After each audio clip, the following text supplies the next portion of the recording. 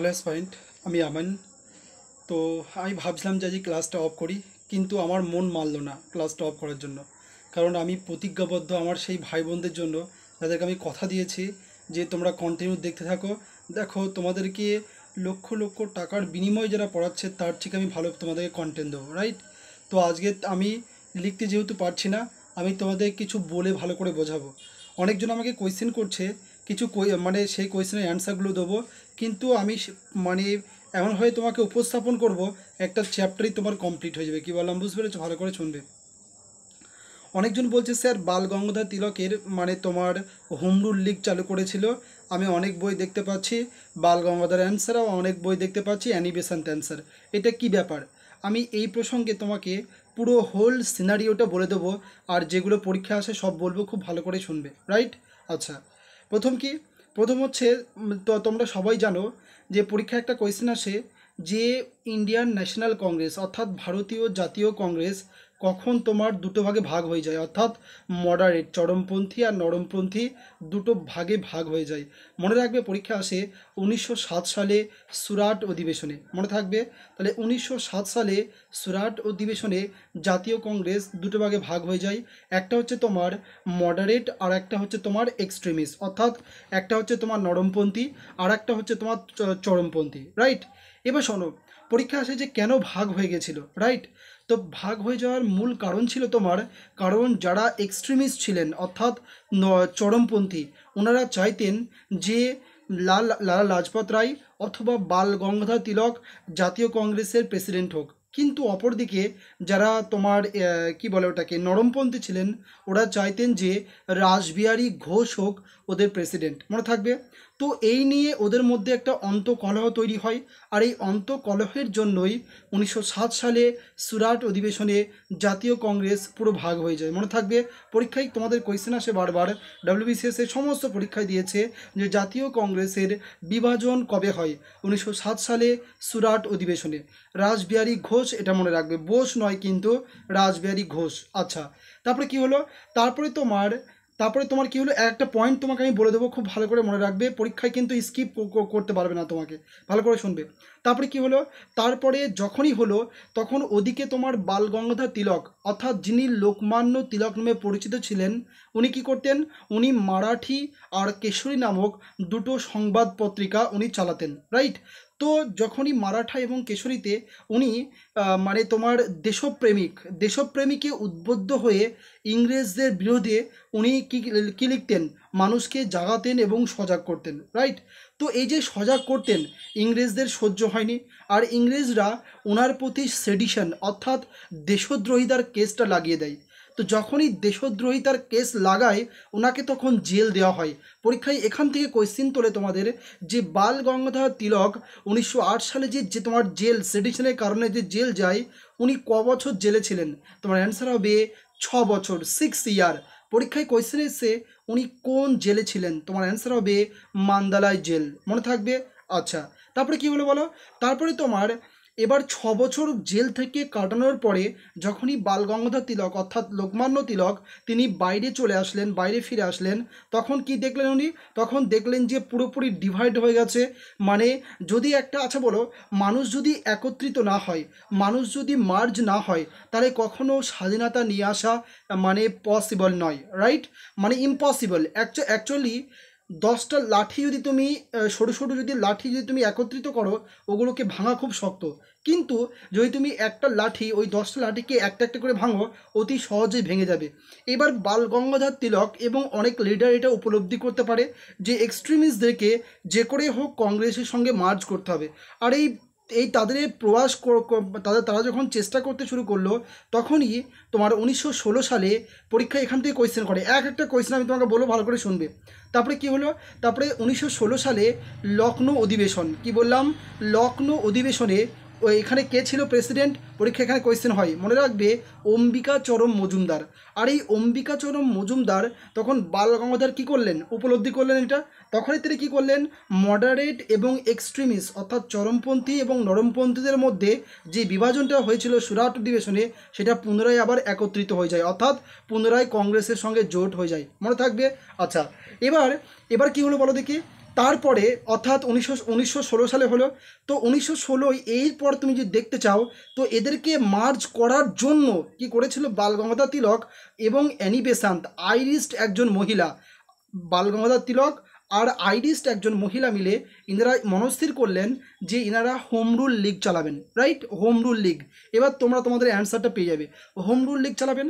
তো home rule League যখন চালাতে শুরু করলেন তখন আছে বলো দুটো হোম রুল লীগ ওরা করলো। তোমরা বলছো দাদা কোথাও দেখছি অ্যান্সার বাল গঙ্গাধর তিলক, আবার কোথাও দেখছি তোমার অ্যানি বেসান্ত, কী ব্যাপার? এবার তুমি বুঝতে পারবে, শোনো। অ্যাকচুয়ালি ওরা চেয়েছিল দুটো দুটো হোম রুল লীগ তৈরি হোক। কারণ কি? কারণ একদিকে ছিল এক্সট্রিমিস্ট আর একদিকে ছিল মডারেট। একদিকে বাল গঙ্গাধরের সাপোর্টার আর একদিকে বাল গঙ্গাধরের অপোজিশন, মানে বিরোধী, মানে বাল গঙ্গাধর তিলককে দেখতে পারতো না।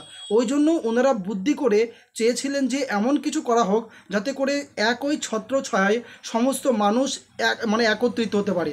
আর ওই জন্যই বাল গঙ্গাধর নিজেকে জাহির না করে তিনি কি করেছিলেন, তিনি দুটো হোম রুল লীগ তৈরি করা মনস্থির করলেন। কারা কারা? একটা হচ্ছে পরীক্ষায় কোয়েশ্চেন আসে all India home rule League. এটা করেছিল তোমার বাল গঙ্গাধর তিলক। কোথায়? এটা করেছিল পুনে, মহারাষ্ট্রে, মনে থাকবে, পরীক্ষা কোয়েশ্চেন এসছে। আর একটা হচ্ছে 1916 সালেই তোমার কে করে বলো, আইরিশ উমেন, পরীক্ষা এটাও এসছে, আইরিশ মহিলা, নাম কি? Annie Besant. উনি 1916 সালে হোম রুল লীগ চালু করেছিলেন। কোথায়? পরীক্ষায় কোয়েশ্চেন আসে, এটা হচ্ছে তোমার আদিয়ারা, মনে থাকবে, আদিয়ারা। কোথায়? মাদ্রাজ। অনেকজন বলবে দাদা মাদ্রাজ অ্যান্সার কেন আদিয়ারা বললেন? আরে ভাই, দুটোই অপশানে থাকে, ওই আদিয়ারা অ্যাপ্রোপ্রিয়েট অপশান, ওটা রাইট, আদিয়ারা অ্যাপ্রোপ্রিয়েট জায়গা। তো বাল গঙ্গাধর তিলক করেছিলেন 4টে প্লেসে, কিন্তু অল ওভার ইন্ডিয়াতে তোমার ছড়িয়ে গেছিলো কোনটা? এই অ্যানি বেসান্ত, অর্থাৎ আইরিশ উমেনের অ্যানি বেসান্তের এই যে হোম রুল লীগ, সেইটা। তো চারিদিকে মানে অ্যানি বেসান্তের সাপোর্টার আস্তে আস্তে ইনফ্লুয়েন্স বাড়তে লাগলো। অ্যানি বেসান্তের সাপোর্টার আস্তে আস্তে প্রচুর পরিমাণে বেড়ে গেল। এত পরিমাণ বেড়ে গেল তখন ইংরেজরা ওকে কি করলো, ওকে তখন তোমার মানে আরও একটা কারণ ছিল, কারণ ওই সময় অ্যানি বেসান্ত নিউ ইন্ডিয়া এবং কমনওয়েলথের মধ্য দিয়ে মানে কি করতেন তোমার অ্যানি বেসান্ত, তোমার হ্যাঁ ইয়েস আইরিশ উমেন, তোমার অ্যানি বেসান্ত কী করতেন উনি? উনি তোমার দেশপ্রেমিকতার কথা এবং মানুষকে সজাগ করার কথা, ব্রিটিশ বিরোধীর কথা, ব্রিটিশদের সত্য কথা ও মানুষের সামনে জনসমক্ষে ও তুলে ধরতো। আর ওই জন্যই ইংরেজদের চোখে পড়ে যায়, কিন্তু ও ভারতে পপুলার হয়, কিন্তু ইংরেজদের চোখের কাঁটা হয়ে যায়। ওই জন্য কী হয় বলো? ওই জন্য ওকে ইংরেজরা পুনরায় গ্রেপ্তার করে। তো ইংরেজরা যখন ওকে অ্যানি বেসান্তকে গ্রেপ্তার করে, পরীক্ষায় ডাব্লিউবিসিএসে মেন্সে কোয়েশ্চেন দিয়েছে, তখন ওর গ্রেপ্তারের প্রতিবাদে ভারতের একজন ওনার নাম ছিল তোমার SIR, কি বললাম? পরীক্ষায় অপশান আছে, ওনার নাম কি? SIR। তো SIR নিজের নাইটহুড উপাধি ইংরেজরা দিত সেই সময়, তো নাইটহুড উপাধি ত্যাগ করেছিল। কার প্রতিবাদে? অ্যানি বেসান্তের অ্যারেস্টের প্রতিবাদে কে নাইটহুড উপাধি ত্যাগ করেছিল? পরীক্ষায় কোয়েশ্চেন, তোমার অ্যান্সার হবে SIR, মনে থাকবে। এটা পরীক্ষায় কোয়েশ্চেন এসছে বারবার, তোমাকে ভালো করে মনে রাখতে হবে। তো তো তাহলে কী হলো? তাহলে ওকে জেলে ভরে দিল।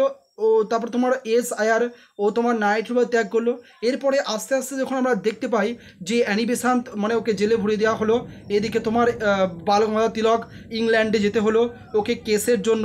ফলে কী হলো? ফলে আস্তে আস্তে দেখা গেল যে উইদাউট মানে কি বলবো, তোমার লিডারের অভাবে আস্তে আস্তে হোম রুল লীগ কী হয় বলো, হোম রুল মুভমেন্ট আস্তে আস্তে তোমার মানে কি বলবো, খর্ব পড়ে যায়, মানে তোমার আস্তে আস্তে শিথিল হয়ে যায়, এরকম করে হয়, রাইট?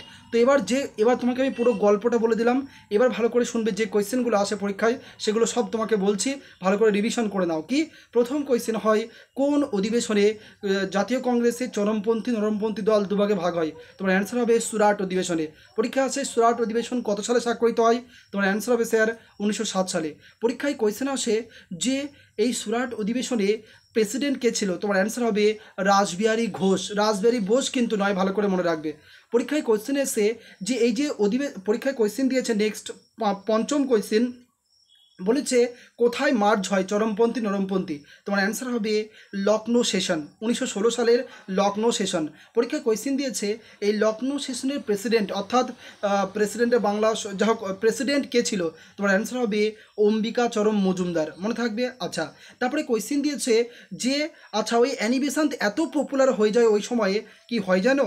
অ্যানি বেসান্তকে 1917 সালে ভারতের জাতীয় কংগ্রেসের প্রথম মহিলা প্রেসিডেন্ট করা হয়? পরীক্ষা কোয়েশ্চেন আসে যে ভারতবর্ষের বলবে যে ইন্ডিয়ান ন্যাশনাল কংগ্রেসের প্রথম মহিলা প্রেসিডেন্ট কে ছিল? তোমার অ্যান্সার হবে 1917 সালে কলকাতা অধিবেশনে তোমার অ্যানি বেসান্তি ছিলেন প্রথম মহিলা যিনি জাতীয় কংগ্রেসের প্রথম সভাপতি হন। মনে থাকবে। পরীক্ষায় কোয়েশ্চেন এসে বালগঙ্গাধর তিলকের দুটো পত্রিকার নাম কি? একটা হচ্ছে মারাঠি আর একটা কেশরী।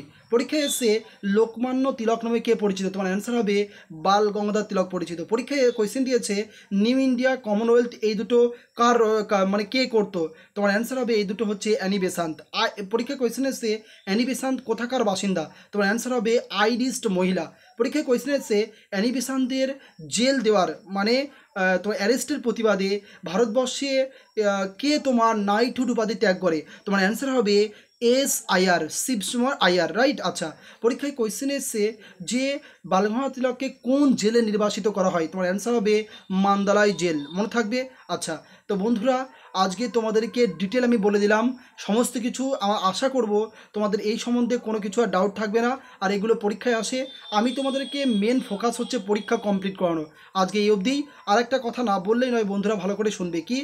সুভাষচন্দ্র বসু একটা কথা, আর একটা শোনো, সুভাষচন্দ্র বসু কথা বলতে গিয়ে বালগঙ্গাধর তিলকের কথা মনে পড়ে গেল। উনি বলেছিল, কি বলেছিল বলো? যে স্বরাজ আমার জন্মগত অধিকার, তা আমরা অর্জন করবই। কে বলেছিল? পরীক্ষা আসে। তোমার অ্যান্সার হবে বাল গঙ্গাধর তিলক। মনে থাকবে। এবার শোনো, আমি সুভাষচন্দ্র বসুর একটা কথা বলে আমি শেষ করব। উনি বলেছিল, তোমরা আমাকে রক্ত দাও, আমি তোমাদের স্বাধীনতা দেব। Give me blood, I shall give you freedom. তোমরা আমাকে রক্ত দাও, আমি তোমাদের স্বাধীনতা দেবো। এটা কেন বললাম? দেখো, কোনো কিছু পরিবর্তে কোনো কিছু দেওয়া, এটাই হচ্ছে আমাদের ভারতীয় সংস্কৃতির একটা অবিচ্ছেদ্য অংশ। ভালো করে শুনবে। তো সুভাষচন্দ্র বসু কি বলেছিল? তোমরা আমাকে রক্ত দাও, তার পরিবর্তে আমি তোমাদেরকে স্বাধীনতা দেবো। ইয়েস অ্যান্ড নো বলেছিল। ঠিক তদ্রূপভাবেও আমি তোমাদেরকে বলছি যে দেখো, আমার চ্যানেল কি মানে আমার ভিডিও কিন্তু তোমরা পছন্দও করো এবং অনেকজন দেখে, কিন্তু বলো সবাই দেখে, সবাই বলে 300 জন কমেন্ট করে, অনেকজন কমেন্ট করে, কিন্তু তোমার লাইক করে খুব সীমিত। কি বললাম বুঝতে পেরেছো? কি বললাম? সুভাষচন্দ্র বসু যেমন বলেছে তোমরা আমাকে রক্ত দাও, আমি তোমাদের স্বাধীনতা দেবো, আমি তোমাদেরকে বলছি তোমরা বেশি বেশি করে শেয়ার করো এবং বেশি বেশি করে লাইক করো। আমি তোমাদেরকে এমন পরিমাণ কন্টেন্ট দেবো তোমরা কল্পনাও করতে পারবে না। কি বললাম বুঝতে পেরেছো? আজকে এই অবধি। Thank you and have a good night.